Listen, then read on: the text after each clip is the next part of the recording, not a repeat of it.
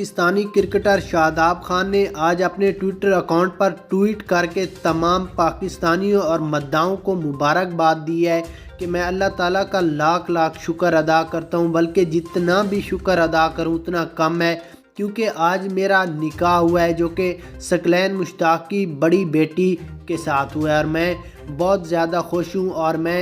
इस निकाह में बहुत ही सादगी से किया है, कोई धूमधाम कोई चर्चा वगैरह नहीं है, जिसमें पाकिस्तान टीम के बड़े बड़े खिलाड़ी भी इस निकाह में शिरकत की है, जिसमें बाबर आज़म भी थे,